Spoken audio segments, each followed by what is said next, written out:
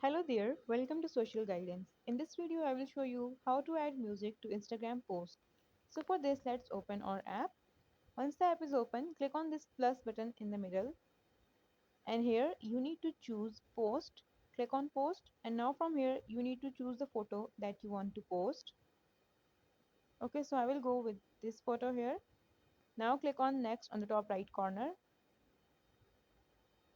And there on the top, we have this music icon. Click on it.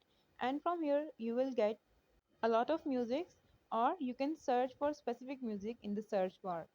Once you choose the music, then click on the profile button in the left side, and from here you can slide the music which you want to add or which lyrics you want to add, and then click on this tick icon. Now click on next, and from here you can add caption, and after that click on share.